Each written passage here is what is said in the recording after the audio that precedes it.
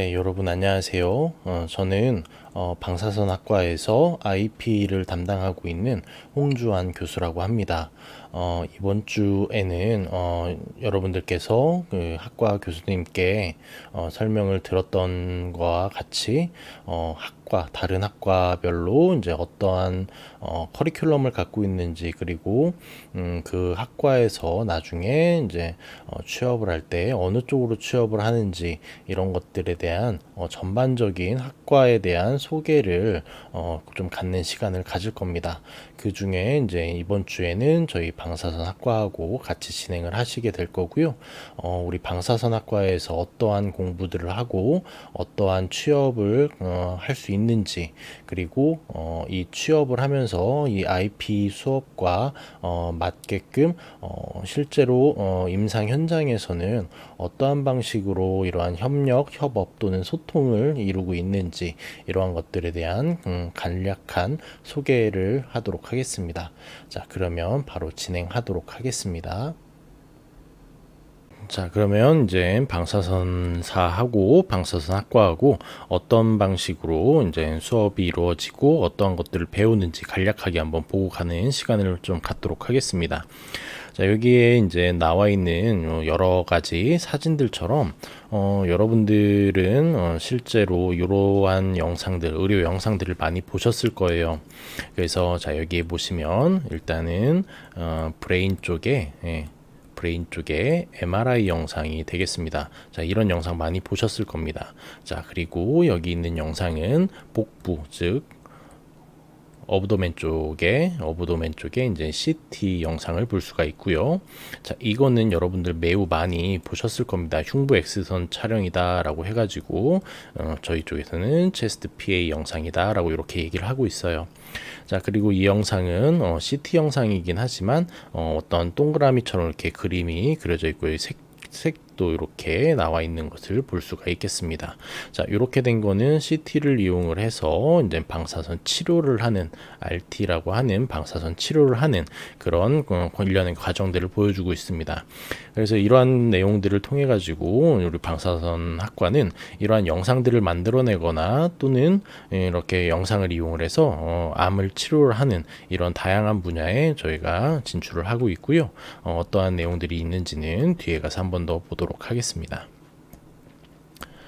자, 우선 여러분들은 이 방사선이다라고 하는 것에서 굉장히 많은 두려움을 느끼실 수도 있을 겁니다.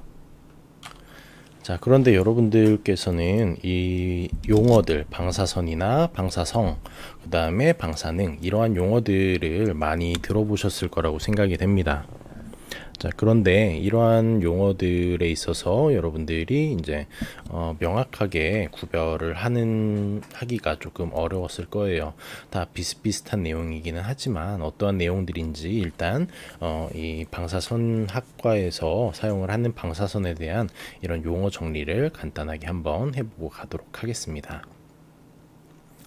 자, 먼저 방사선과 방사성, 그 다음에 방사능, 이 세 가지 단어들 중에 먼저 우리는 이 방사선이라고 하는 걸 한번 보도록 하겠습니다. 자, 영어로는 이 레디에이션이다 라고 얘기를 해요. 그래서 이 방사선의 정의는 에너지가 높아서 불안한 물질이, 에너지가 굉장히 높아가지고 일단 물질 자체가 가만히 안정적인 상태로 있지 못하고 굉장히 불안정한 그런 상태가 되겠습니다. 그래서 이렇게 불안정한 물질이 어떠한 안정된 상태를 찾기 위해서 방출을 하는 어떠한 에너지의 흐름을 보고 우리는 방사선이다 라고 얘기를 합니다. 자, 그래서 여러분들이 쉽게 얘기하면 어떠한 불안에 떨고 있을 때는 뭐 다리를 떤다든지 손을 떤다든지 그런 것들을 통해서 결국에는 어떠한 안정적인 상태가 아니기 때문에 몸을 막 이렇게 흔들거나 하는 그런 일이 있을 겁니다. 근데 결국엔 나중에 이제 안정된 상태를 찾게 되면 여러분들은 가만히 있거나 아니면 편안하게 움직이지 않고 잠을 잘 수도 있겠죠. 자, 그런 방식으로 이 자연계에 이제 존재하는 어떤 물질들 중에 가지고 있는 에너지가 너무 높았을 경우에는 그 물질 자체가 안정화되어 있지 않고 굉장히 불안한 그런 성격을 띠고 있습니다. 그래서 이 물질이 안정된 상태를 찾아가기 위해서 에너지를 방출을 하는 거예요. 그래서 그 에너지를 방출을 해내는 흐름을 보고 우리는 방사선이다라고 얘기를 하고 있어요. 그래서 방사성 물질에서 나오는 입자나 전자기파다라고 얘기를 하는데, 여러분들은 뭐 알파선이나 베타선, 그 다음에 중성자 뭐 이런 것들 들어보신 적도 있을 거고요. 이런 것들은 입자의 형태로 나오는 이런 물질들, 에너지가 되겠고요. 전자기파라고 하는 거는 여러분들 X선 많이 들어보셨을 거고, 감마선도 좀 들어보셨을 겁니다.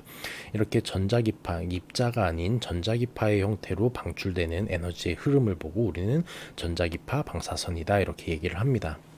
자, 그런데 이런 방사선에서도 그러니까 우리가 두 가지로 이렇게 구별을 해줄 수가 있어요. 일단은 전리 방사선이라는 게 있고요. 그 다음에 비전리 방사선이라고 하는 게 있습니다. 자, 그럼 보면은 여기에 전리와 비전리 이렇게 되어 있는데, 자, 이거는 영어로 보면 이오나이제이션이다 라고 우리가 이렇게 명명을 해줄 수가 있습니다. 자, 이오나이제이션이다 라고 하는 거는 여러분들 화학 분야에서 좀 얘기를 들어보셨을 텐데, 만약에 나트륨이라는 물질이 있다라고 했는데, 여기서 이제 원래 가지고 있었던 전자 한 개를 밖으로 떨쳐 버렸을 때는 이 나트륨이 안정적인 중성을 띠고 있는 안정적인 상태에서 전자가 하나, 즉 마이너스를 띠고 있는 전자가 하나 밖으로 나갔기 때문에 전체적인 나트륨의 양의 전하를 띤 이러한 모습을 볼 수가 있었을 겁니다.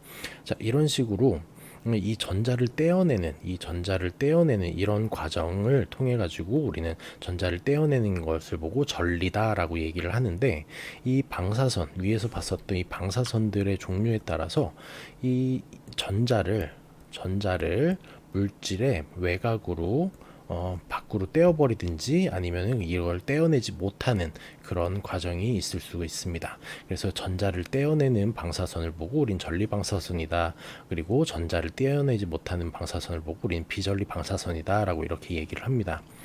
그래서 일반적으로 이 전자하고 원자의 핵하고는 굉장히 강한 힘으로 결합이 되어 있기 때문에 굉장히 높은 에너지가 필요하게 됩니다. 전자를 떼어내기 위해서는 굉장히 높은 에너지가 필요하고요.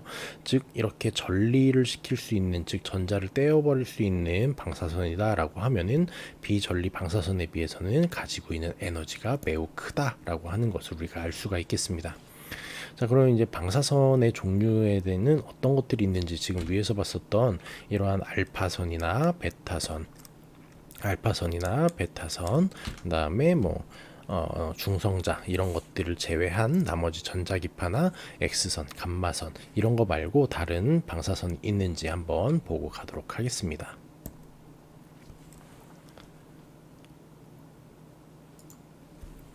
자, 화면을 좀 바꿨고요. 자, 여기 보시면은 여러분들 여기 그림이 이렇게 나와 있습니다. 자, 확대를 조금 해보도록 할게요.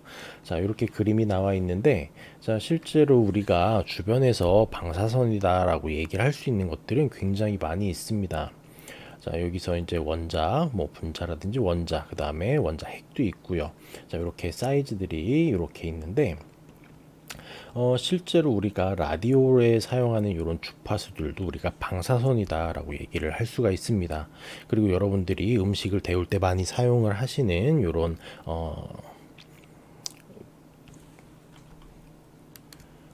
이런 전자레인지 같은 경우에서 전자레인지에서 발생을 하는 이 마이크로웨이브라고 하는 이것도 우리가 일종의 방사선이다라고 얘기를 할 수가 있습니다.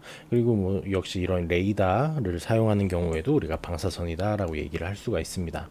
자, 그런데 여기까지 있는 방사선들을 보면은 여기 전구 있는 여기까지 보게 되면 여기 넌 이오나이징이라고 되어 있죠. 자, 이거는 비전리 방사선을 얘기를 합니다. 즉, 우리 어떤 물질에서 전자를 외곽에 있든 아니면 내각에 있든 이러한 전자들을 떼어낼 수 있는 만큼의 힘을 가지고 있지 않은 정도의 방사선입니다. 그래서 우리는 비전리 방사선이다라고 얘기를 하는데, 이 전리 방사선은 여기 나와 있듯이 이 엑스레이라든지 이런 방사성 물질 이런 것들 얘기하는데, 이거는 이 이오나이제이션, 즉 이온화를 시킬 수 있습니다. 즉 전자를 굉장히 센 힘으로 떼어낼 수 있다. 물질에서 떼어낼 수 있다. 그런데 이 물질에서 이 전자를 떼어낸다라고 하는 것은 물질의 성질이 바뀌어 버리기 때문에, 자, 이러한 경우에는 우리 인체에 이제 어떠한 영향을 미칠 수 있다라고 하는 그런 내용을 알고 계시면 되겠습니다. 자, 그러면 다시 이제 PPT로 돌아가도록 하겠습니다. 자, 그래서 방사선, 이 세 가지 용어 중에 방사선을 한번 알아봤습니다. 자, 그 다음에는 이제 방사성이라고 하는 이것을 보도록 하겠습니다. 방사성이다라고 하는 거는 영어로 레디오액티브다라고 얘기를 하고 있어요. 자, 이것의 정의는 방사성 붕괴를 하는 성질이다라고 하는 것을 알 수가 있습니다. 자, 이거는 불안정한 어떤 원자 핵이 있는데, 이 불안정한 원자 핵이 자발적으로 어떠한 스스로 에너지를 잃고 안정화된 그런 상태로 가는 과정이다라고 이렇게 얘기를 하고 있습니다. 그래서 이거에 관한 내용을 한번 더 보도록 하겠습니다. 자, 이거는 이제 위키미디어라고 하는 이 사이트에 있는 그림이고요.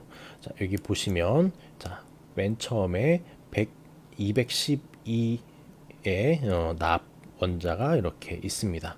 자, 이 납 212의 납 원자가 있는데, 물질이 있는데, 자, 이 납은 굉장히 불안정합니다. 불안정하기 때문에 중간에 이제 안정화된 상태로 넘어가기 위해서 베타 마이너스라고 하는 이 붕괴를 일으키면서 에너지를 밖으로 방출합니다. 자, 처음에 여기는 에너지가 굉장히 과하기 때문에 그래요. 그래서 이렇게 과한 에너지를 요 베타 음의 베타파로 이렇게 밖으로 내보내고, 이제 안정적인 상태에 이제 비스무스로 이제 이렇게 지나가게 됩니다. 자, 그러면서 이 물질 자체도 굉장히 불안정한 그런 상태를 가지고 있기 때문에, 자, 한쪽으로는 알파선을 배출을 하고 한쪽으로는 또 음의 베타선을 방출을 하게 됩니다. 그러면서 알파선으로 배출을 하게 되면 이제 살륨이라는 물질로 이제 변화를 하게 되고요. 베타 레이를 이제 방출을 하게 되면 이제 폴로늄이라고 하는 물질로 이제 다시 생성이 되게 됩니다. 자, 그러면서 이 살륨과 이 폴로늄 자체도 굉장히 불안정한 상태를 가지고 있는 거기 때문에, 이 살륨 자체에서도 베타레이를 방출을 하면서 최종적으로는 208의 원자번호를 가지고 있는 납으로 붕괴를 하게 되고요. 그 다음에 폴로늄 같은 경우에는 알파선을 배출을 하면서 이제 다시 안정적인 상태에 동일한 208번의 원자번호를 가진 납으로 붕괴를 하게 됩니다. 결국에는 여기 있는 납이라고 하는 것은 결국에는 동일한 납이긴 하지만 실질적으로 원자번호의 변화가 이렇게 생기게 됐죠. 그래서 실제로 보게 되면 이렇게 원자 번호가 -4만큼이 감소를 하게 됩니다. 그래서 같은 납이기는 하지만 두 개의 납은 방사성 물질로서 서로 다른 그런 성질을 가지고 있는 그런 것을 알 수가 있겠습니다. 이런 걸 보고 우리가 방사성이다라고 하고, 방사성이 붕괴를 하는 이러한 성질, 그러니까 이 물질들을 만들어진 게 아니고 이렇게 안정화돼가는 이런 과정들을 보고서 우리는 방사성이다라고 얘기를 해주고 있는 겁니다.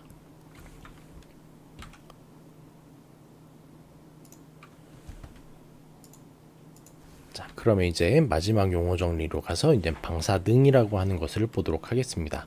자, 이 방사능이라고 하는 거는 영어로 레디오 액티비티다라고 얘기를 합니다. 자, 이거는 어떤 방사성 물질, 어떠한 방사성 물질이 방사선을 내는 강도다라고 얘기를 하거나 또는 방사성 물질이 방사선을 방출하는 능력이다라고 얘기를 합니다. 그래서 우리는 가장 대표적으로 알파선과 베타선 그리고 감마선을 이제 주로 방사능이 이제 인체에 이제 영향을 주는 것들이다라고 이렇게 알고 계시면 되고요. 자, 그러면 이런 알파선이라든지 베타선이라든지 감마선들이 얼마만큼의 그 방사선의 강도를 내는지 한번 보도록 하겠습니다. 자, 먼저 보시면, 자, 여기 가장 왼쪽에 보시면, 자, 여기 알파선하고, 그 다음에 베타선하고, 그 다음에 감마선, 이렇게 세 가지의 방사선 종류가 있습니다. 자, 방사능이라고 하는 거는 어떠한 방사성 물질이 방사선을 내는 강도나 방출하는 능력이다라고 했었잖아요. 즉, 강도를 우리가 기준을 놓고 한번 보도록 하겠습니다.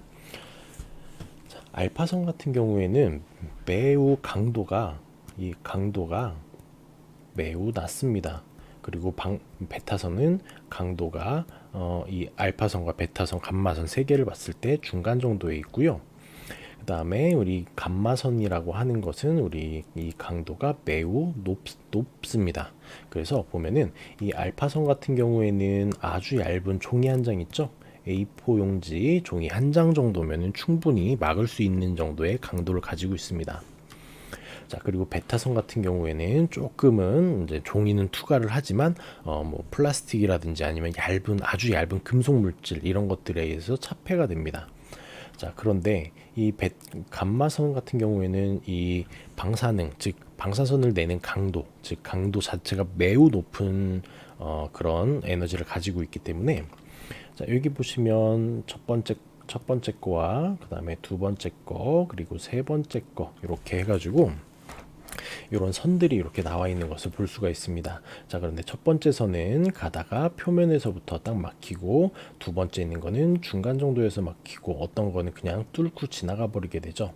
자, 이것도 감마선의 종류에 따라서 에너지가 조금씩 다르기는 하지만 대부분 이렇게 감마선을 차폐하기 위해서는 우리가 납이라든지 아니면 콘크리트 같은 굉장히 원자 번호가 높고 콘크리트처럼 시멘트를 이용해서 매우 두꺼운 이런 차폐 물질을 가지고만 있어야만 이 감마선이 이렇게 통과하지 못하게끔 해줄 수가 있습니다. 그래서 이러한 강도들, 방사선을 내는 이런 강도들을 통해 가지고 우리가 방사등을 정의를 내리고 있습니다.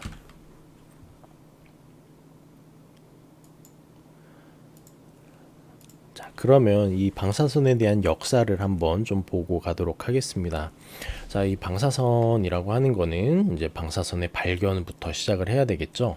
자, 이 렌트겐이라고 하는 이 분은 우리 방사선 학과에 있어서 또는 방사선을 사용하는 모든 곳에서 있었을 때 굉장히 역사적으로 굉장히 훌륭하신 분이고 굉장히 많은 발견을 하신 분이죠.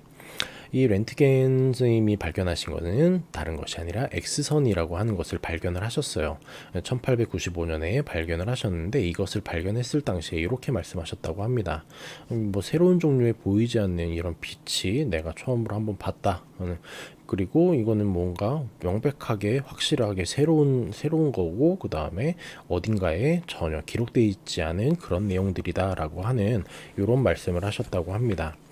그래서 여기에 나와 있는 사진은 렌트겐 선생님의 사진이고요.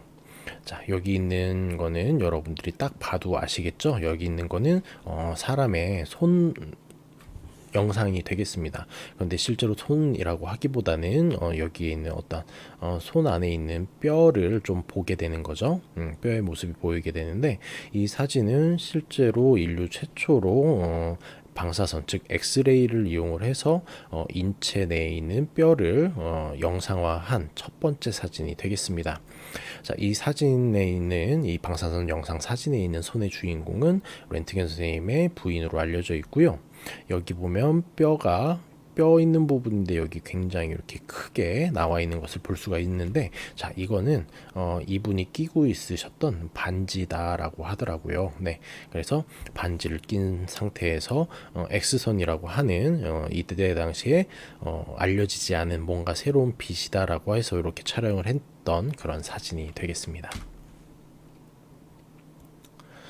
자, 그 다음에 이제 방사선의 발견에 이제 역사적으로 좀 보게 되면은 이 베크렐이라고 하는 스님하고 여러분들 잘 알고 계시는 퀴리 부부가 있습니다. 자, 그래서 이 오른쪽에 이제 사진 보시면 베크렐 스님하고 그 다음에 이제 각각 퀴리 부부가 여기 이렇게 나란히 서 계시는 걸 볼 수 있는데요. 베크렐이라고 하는 분은 실제로 우리가 단위를 쓸 때도 베크렐이라고 하는 이런 단위를 사용을 하긴 합니다. 방사선 영역에서. 근데 이 베크렐 선생님이 하신 거는 여기 오타네요. 우라늄입니다. 우라늄. 자, 우라늄에서 방사능이라고 하는 것을 발견을 했어요. 그래서 우라늄이라고 하는 건 여러분들 많이 알고 계시겠지만 주로 원자력 발전에서 많이 사용을 하고 있죠. 이런 원자력 발전에서 사용을 하는 이런 우라늄을 발견을 하신 분이 이제 베크렐이라고 하는 분이 되겠고요. 그다음에 퀴리 부부 같은 경우에는 라듐이라고 하는 방사선을 방출하는 이런 물질을 라듐하고 폴로늄이라고 하는 것을 발견을 하셨던 분입니다. 자, 그 중에 이제 이 폴로늄이다라고 하는 거는 이 퀴리 부인이 여기 계시는 여기 퀴리 부인께서 발견을 하신 건데, 이 퀴리 부인의 국적이 그 폴란드라고 합니다. 그래서 폴란드의 약자를 따가지고 폴로늄이다라고 하는 이런 명칭을 붙였다라고 하더라고요. 자, 그리고 이제 러더포드라고 하는, 여러분들은 잘 아실지 모르겠지만 러더포드라고 하는 이런 분이 계시는데, 앞에서 우리가 봤었던 알파선, 베타선, 감마선이라고 하는 이러한 종류의 방사선들을 발견을 하신 분이 러더포드라는 분이 되겠습니다. 자, 그러면 이제 방사선이라는 것에 대한 일단 간단한 용어 정리와 그 다음에 방사선을 발견한 역사, 이런 것들에 대해서 한번 보고 왔습니다. 자, 그러면 우리 방사선에는 어떤 종류가 있는지 봤었는데, 다시 한번 방사선을 또 다시 구별하는 방법이 있어서 그것에 대한 내용을 한번 보고 가도록 하겠습니다. 자, 먼저 방사선은 여기 나와 있는 대로 첫 번째로는 자연 방사선이다 라고 하는 걸로 나눌 수가 있고요. 자, 뒤쪽에 가면은 2번으로 우리는 의료 방사선 또는 의료 방사선보다는 인공 방사선이라고 하는 이 두 가지의 종류로 크게 나눌 수가 있습니다. 자, 그 중에 먼저 자연 방사선을 먼저 보도록 하겠습니다. 자, 말 그대로 자연 방사선이다라고 하는 거는 우리 자연 상태에서 존재하는, 그냥 가만히 있어도 존재하는 그런 방사선이 되겠습니다. 우리가 일단 연간 보면은 우리는 아무것도 하지 않고 우리가 일상생활을 1년 동안 한다라고 했을 때 전 세계적으로, 전 세계 인구의 인구 수를 이렇게 나누게 되면 자연적으로 우리가 일상생활을 하면서 우리가 받는 방사선은 약 2.4mSv다라고 하는 정도의 양을 받는다고 합니다. 물론 요거는 전 세계적인 평균이긴 하고요. 이제 이거는 지역마다 약간씩은 달라질 수도 있습니다. 자, 그래서 먼저 자연에서 오는 방사선이 어떤 것이 있는지 한번 보도록 할 거고요. 자, 그 중에 첫 번째로 가장 많이 오는 거는 우주선이다 라고 얘기를 합니다. 우주로 날리는 우주선이 아니고 우리 코스믹 레이라고 해가지고 우리 지구가 이렇게 있으면 실제로 이 지구 밖에 우주에서부터 날라오는 이런 방사선들이 있습니다. 그래서 이 우주에서부터 날라오는 모든 방사선을 통칭을 해서 우리는 우주선이다 라고 얘기를 합니다. 태양에서도 굉장히 많은 방사선이 나오고 있고요.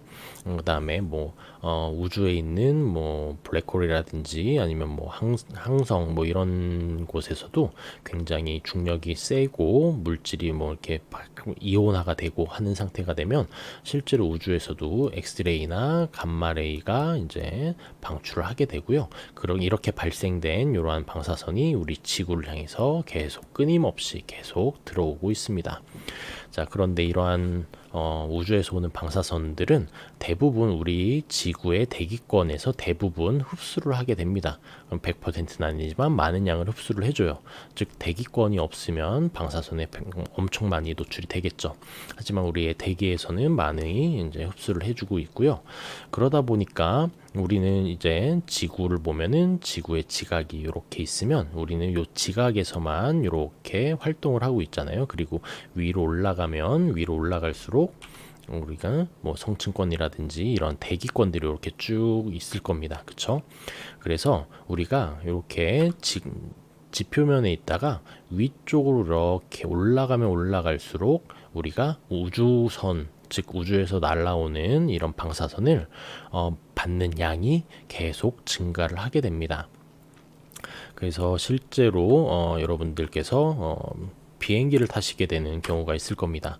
비행기를 타시게 되면 우리가 지표면보다 훨씬 더 높은 곳에 올라가게 되죠. 이렇게 비행기를 타면은 하늘 위로 올라가게 됩니다.